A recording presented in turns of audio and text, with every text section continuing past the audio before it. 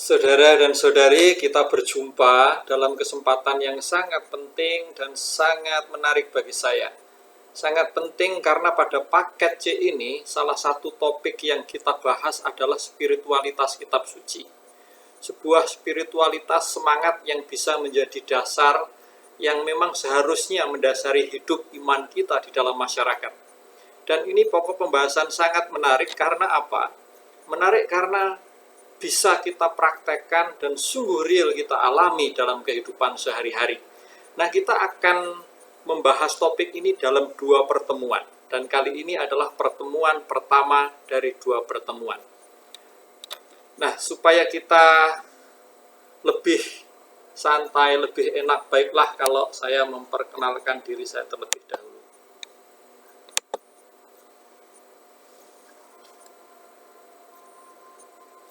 Saat di seminari tinggi inilah saya mulai memperdalam ilmu pengolahan diri yang saat ini banyak sekali saya gunakan untuk pengelolaan sekolah. Keseharian saya di sekolah menganalisis data, mensupervisi, menyusun program kegiatan agar saya bisa membuat program yang bermanfaat bagi siswa-siswa saya. Saya juga melakukan pelayanan parenting, rekoleksi, retret, pelatihan dasar kepemimpinan kepada para siswa dan putra-putri Altar. Pada saat tertentu, saya juga memberikan pembekalan bagi fasilitator lingkungan. Hobi saya menulis, dan buku pertama diterbitkan oleh Canisius nama Baptis. Buku kedua, Belajar Menjadi Orang Tua Katolik, dan saat ini saya bergabung dengan Trainers ILT. Semoga berkah untuk kita semua. Nah, itulah Bapak Ibu sekilas mengenai diri saya yang sehari-hari profesi saya melayani dunia pendidikan, dan pada saat ini saya dipercaya menjadi pengelola di sebuah sekolah swasta di Yayasan Buddha. Pola atau alur yang akan kita gunakan untuk membahas topik spiritualitas kitab suci adalah demikian. Pertama adalah kita akan melihat kenapa sih spiritualitas kitab suci itu sangat penting. Kenapa? Lalu setelah kita mendapatkan mengetahui manfaat begitu pentingnya spiritualitas kitab suci, kita akan mendalami apa sesungguhnya yang dimaksud spiritualitas kitab suci. Nah, dan yang tidak kalah pentingnya adalah bagaimana kita membangun spiritualitas itu di dalam kehidupan kita sehari-hari. Ini yang akan kita bahas. Kenapa spiritualitas ini sangat penting? Manfaat apa? Supaya apa sih? Lalu yang pertemuan kedua kita akan bicara apa dan bagaimana. Kenapa sih belajar spiritualitas kitab suci itu penting? Apa sih pentingnya bagi saya, bagi Anda? Toh kita sudah ada jaminan masuk surga, bukan? Katakan begitu. Apa pentingnya lagi? Toh kita sudah ada jaminan masuk surga. Yang benar bahwa ada jaminan. Yakin enggak? Nah, kalau yakin, bagus. Kalau tidak, ya harus membangun keyakinan. Tapi apakah lalu keyakinan itu sendiri sudah cukup? Nah, kalau cukup, lalu bagaimana? Mari kita lihat mengapa belajar spiritualitas kitab suci itu sangat penting. Beberapa tahun yang lalu, tepatnya pada Maret 2014, masyarakat Indonesia dihebohkan, dikagetkan dengan meninggalnya Adesara Angelina Suroto berumur 19 tahun, seorang mahasiswi di perguruan tinggi swasta di Jakarta. Adesara Angelina Suroto ini adalah anak sematawayang dari Ibu Elizabeth dan Bapak Suroto, satu-satunya anak. Dan yang membunuh itu adalah mantan pacar Adesara, Hafidz dengan pacar barunya.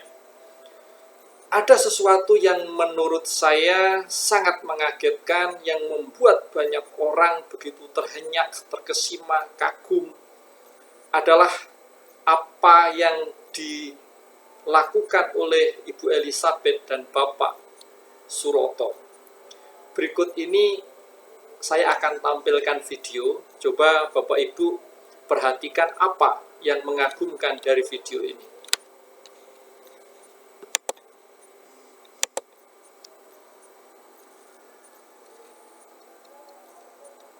Di studio Mata Najwa, Suroto dan Elizabeth, ayah dan ibu Adesara. Selamat malam Ibu Elizabeth, Pak Suroto. Selamat malam. Terima kasih sudah bersedia datang ke Mata Najwa dan bercerita. Sama-sama. 8 bulan sudah peristiwa terjadi. Saya ingin tahu kondisi ibu dan bapak saat ini setelah peristiwa yang begitu menggemparkan negeri. Keadaan ibu sehat? Iya, sehat.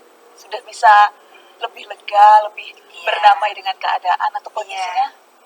Sudah lebih ya menerima keadaan yang bahwa Sarah sudah pergi, sudah kami berusaha untuk mengobati luka kami dengan hal-hal yang positif gitu. Itu betul-betul bisa sedikit Iya. mengobati. Iya. Bapak dan Ibu, tapi selama proses persidangan selalu datang, Ya, selalu selalu hadir, datang. Iya. selalu memang. Apakah tidak berat duduk di sana melihat dua pelaku ada di depan mata? Kalau berat sebenarnya juga berat ya, karena kedua orang itu adalah kedua orang yang berawal dari menyiksa, kemudian membuat mati pelan-pelan. Memang sangat berat sih. Tapi kembali lagi bahwa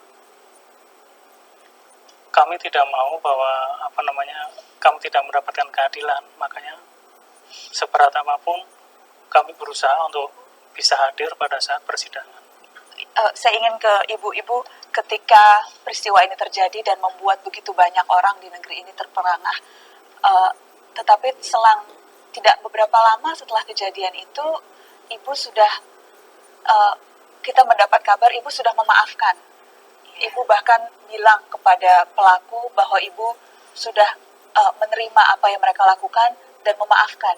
Kenapa bisa begitu mudah untuk ibu memaafkan apa yang dilakukan terhadap Sarah? Ya, karena itu tadi bahwa Tuhan berkata, engkau harus mengasihi musuhmu, kalau tidak keselamatanmu akan dicabut. Jangan membalas kejahatan dengan kejahatan. Saya ingin memilih takut sama Tuhan, karena saya tahu kalau misalnya saya memilih kemarahan saya, melampiaskan kemarahan saya, dendam saya, itu akan membuat saya lebih hancur. Nah, itu Bapak Ibu Saudara-saudara, hal yang sangat menarik yang disampaikan oleh Ibu Elizabeth adalah pernyataan bahwa kalau saya membiarkan diri saya dikuasai oleh kemarahan, oleh sakit hati, maka saya akan hancur. Silahkan Bapak Ibu yang ingin sharing apa yang mengagumkan dari Bapak Suroto dan Ibu Elizabeth. Alasan mereka memaafkan ada dua. Pertama, sangat biblis sekali. Kasihilah musuhmu. Saya tidak tahu persis apakah Ibu Elizabeth ini seorang yang setiap hari membaca kitab suci, tetapi nyata jelas bahwa hidupnya didorong oleh sebuah spirit, oleh sebuah semangat yang ada di dalam kitab suci. Kasihilah musuhmu. Dan yang kedua, kalau saya menyimpan benci, sakit hati, saya menyimpan benci, sakit hati, saya akan hancur. Maka Ibu Elizabeth lebih memilih memaafkan daripada menahan, menyimpan rasa sakit hati. Nah, lalu kekuatan memaafkan itu berasal dari mana sebenarnya? Kok Ibu Elizabeth dan Pak Suroto dalam waktu yang beberapa hari saja sudah mampu memaafkan dua orang yang sudah membunuh anaknya secara keji dan kejam? Sesungguhnya kekuatan memaafkan itu dari mana? Bisa memaafkan orang lain, bisa memaafkan orang lain, sesuatu yang sangat luar biasa. Itu yang dilakukan oleh Ibu Elizabeth dan Pak Suroto. Dan bukan hanya itu, tetapi kita juga pernah diberikan sebuah pemandangan yang sangat indah ketika Paus Yohanes Paulus II memaafkan orang pemuda militan Turki yang berusaha membunuhnya dengan cara menembak. kisah pengampunan Paus Yohanes Paulus II terhadap penembak, bukti